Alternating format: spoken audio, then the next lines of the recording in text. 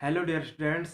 आप सभी को पता है कि हमारी जो वीडियो आ रही हैं वो विभिन्न प्रकार के रोगों के ऊपर आ रही हैं। तो आज का जो हमारा टॉपिक है, यानी कि आज का जो हमारा वीडियो है वो है एस्कैरियोसिस नामक रोग के ऊपर। ठीक है, जानते हैं ये किस प्रकार होता है, किस प्रकार फैलता है और इससे हम किस प्रकार बच सकते हैं। ठीक है, तो चलिए स्टार्ट करते हैं। सबसे पहले बात करते हैं एस्कैरियोसिस रोग हेलमिंथीज परजीवी एस्कैरिस के द्वारा होता है। मतलब क्या है कि हेलमिंथ आ गए, यानी कि जो जंतु है, ये जो प्राणी है वो एस्के हेलमिंथीज संघ का या फाइलम का जंतु है। ठीक है, इसका नाम क्या है? एस्कैरिस। ठीक है, के द्वारा होता है। इसके बारे में जानते हैं थोड़ा। एस्कैरिस, अब ये एस्कैरिस की कौन सी प्रजाति के द्वारा होता है, कौन सी जाति के द्वारा होता है? वो है एस्कैरिस लुम्ब्रिकॉइड्स। ठीक है, संसार भर के मनुष्य की छोटी आंत्र में पाया जाता है। जब मैंने आपको डाइजेशन सिस्टम वाला अपना जो वीडियो था उसमें आपको डाइजेस्टिव सिस्टम समझाया था, उसमें हमने डाइजेस्टिव सिस्टम को कई भागों में, यानी कि आहार नाल को, जो हमारी एलिमेंट्री कैनाल होती है, उसको कई भागों में डिवाइड किया था। उसका जो पहला पार्ट था वो था बक्कल कैविटी, दूसरा था फेरिंग्स, तीसरा था ईसोफेगस और चौथा था स्टमक और पांचवा जो था वो था उसके स्मॉल इंटेस्टाइन। ठीक है, तो जो स्मॉल इंटेस्टाइन में है उसी को हम क्या कहते हैं? छोटी आंत्र कहते हैं। ठीक है, अब स्मॉल इंटेस्टाइन के में ये पाया जाता है। यह एक पोषदीय अंतःपरजीवी है। एक पोषदीय का मतलब क्या है? ये जो रहता है अपना जीवन, संपूर्ण जीवन केवल एक पोषदीय, मतलब एक ही जंतु के अंदर या एक ही प्राणी के अंदर ये रहता है। ठीक है, अंतःपरजीवी बात आया कि अंतःपरजीवी जो भी हमने अपने जो नेक्स्ट जैसे एंटामीबा हिस्टोलिटिका भी मैंने आपको बताया था, वो भी क्या था? अंतःपरजीवी था। ठीक है, अंतःपरजीवी का मतलब क्या है? ये शरीर के अंदर, ये बाहर शरीर के बाहर नहीं पाया जाता, इसलिए हम इसको क्या कहते हैं? अंतःपरजीवी कहते हैं। परजीवी का मतलब यह अपना जीवन किसी और के ऊपर क्या करता है, किसी और के शरीर के ऊपर या किसी और प्राणी के शरीर के ऊपर क्या करता है? व्यतीत करता है, इसलिए और उसी के शरीर से क्या करता रहता है? ये अपना पोषण करता रहता है, इसीलिए हम इसको क्या बोलते हैं? परजीवी। ठीक, अगला है, इसकी उपस्थिति बच्चों के लिए ज्यादा हानिकारक होती है। और ये जो रोग है वो किसके लिए ज्यादा हानिकारक है? बच्चों के लिए ज्यादा हानिकारक है। ठीक है, अब जानते हैं इसके सिम्टम्स यानी कि लक्षण। ठीक है, यह बच्चों की वृद्धि रोक देता है तथा उनकी स्मरण शक्ति क्या कर देता है?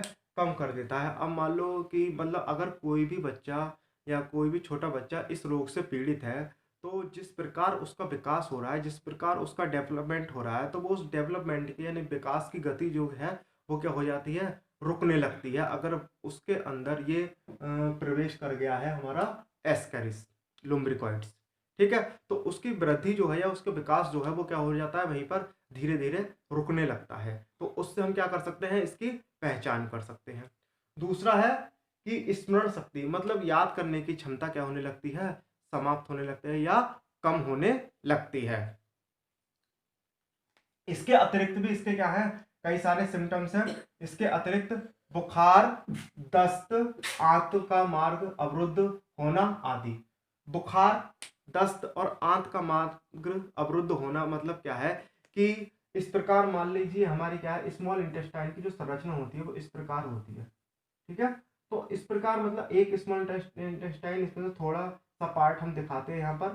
तो मान लो ये क्या है? स्मॉल इंटेस्टाइन, और स्मॉल इंटेस्टाइन में ये क्या पाया जा रहा है? हमारा एस्कैरिस पाया जा रहा है। जब ये अपने वृद्धि करता है, अपने उसमें ये क्या करता है? वृद्धि करता है, यानी कि प्रजनन करके 1 से 2, 2 से 4 या इस प्रकार ये वृद्धि करता रहता है। तो इस आंत्र में क्या हो जाता है? इसकी संख्या अधिक होने के कारण ये जो मार्ग है आंत का वो क्या हो जाता है? अवरुद्ध होने लगता है। ठीक है, अब जानते हैं इसका रोग का संचरण या ट्रांसमिशन ऑफ डिजीज, किस प्रकार इसका संचरण होता है। तो देखते हैं, रोग मलमुखीय मार्ग द्वारा संचारित होता है। कृमि के अंडे रोगी के मल में उपस्थित होते हैं। मतलब क्या है कि ये जो मेन जो संचरण होता है या इसका ट्रांसमिशन होता है वो किसके द्वारा होता है? मल के द्वारा होता है, क्योंकि ये जो पाया जाता है छोटी आंत में पाया जाता है और इसके जो अंडे हैं वो मल के द्वारा शरीर से बाहर निकलते रहते हैं और मल में ही क्या करते हैं, मल से ही संचरित होकर कैसे किस प्रकार की अगर कोई व्यक्ति अपना मल जो त्याग करता है किसी भी मिट्टी में, तो वहां पर क्या होता है, इसके अंडे होते हैं और जब वो अंडे मिट्टी में मिल जाते हैं तो मिट्टी क्या हो जाती है, संदूषित हो जाती है, यानी कि सॉइल जो हो जाती है वो संदूषित हो जाती है। देखिए आगे, कृमि के अंडे रोगी के मल में उपस्थित होते हैं। मल उपस्थिति मल की उपस्थिति क्या करती है, मिट्टी को संदूषित कर देती है। मतलब क्या कर देती है, मिट्टी को संदूषित कर देती है। इस मिट्टी के संपर्क में आई कच्ची सब्जियों का बिना धोए प्रयोग रोगाणु को संचारित कर देता है। मतलब क्या है कि जिस मिट्टी में ये कच्ची सब्जियां पाई जाती हैं वहां पर क्या कर देता है, ये उनको क्या कर देता है, सब्जियों को संदूषित कर देता है। और यदि अगर कोई भी व्यक्ति इसको बिना धोए सब्जी को या बिना पकाए अगर उसको सेवन करता है तो ये क्या कर जाते हैं, उसके शरीर में प्रवेश कर जाते हैं। देखिए, कच्ची सब्जियों का बिना धोए प्रयोग रोगाणु को संचरित कर देता है। बच्चों के मिट्टी में खेलते समय तथा अंडे सूख जाने पर हवा के साथ, अब क्या है कि बच्चों के मिट्टी में खेलते समय, मान लीजिए अगर कोई बच्चा गंदी मिट्टी में खेल रहा है तो ये क्या है, मिट्टी के साथ जब वो हाथों से मिट्टी से खेलता है तो उसके हाथों के द्वारा उसके क्या पहुंच जाते हैं, ये शरीर के अंदर पहुंच जाते हैं मुंह मार्ग से। अंडे तथा अंडे सूख जाने के पर हवा के साथ, अब अंडे जब इसके मिट्टी में मतलब पड़े पड़े क्या हो जाते हैं, सूख जाते हैं, तो ये हवा के माध्यम से भी क्या कर सकते हैं, किसी भी व्यक्ति के शरीर में प्रवेश कर सकते हैं। ठीक है, अब जानते हैं कि इसका नियंत्रण किस प्रकार होता है। सबसे पहले है कंट्रोल, कि कच्ची सब्जियां धोकर पकाकर खानी चाहिए। जो हमारी जितनी भी कच्ची सब्जियां हैं तो हमें हमेशा कच्ची सब्जी को क्या करना चाहिए, धोकर और पकाकर खाना चाहिए।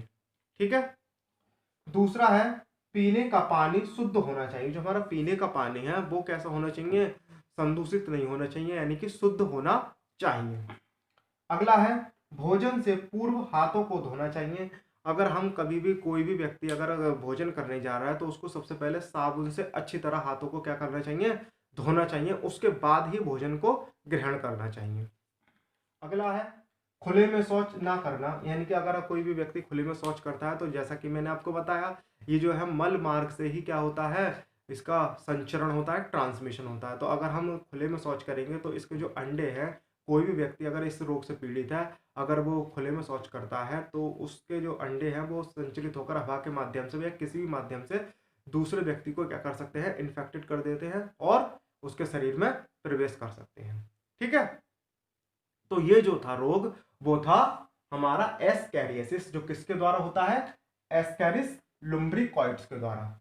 ठीक है, और ये पाया कहां जाता है, मनुष्य की छोटी आंत में, यानी कि स्मॉल इंटेस्टाइन में।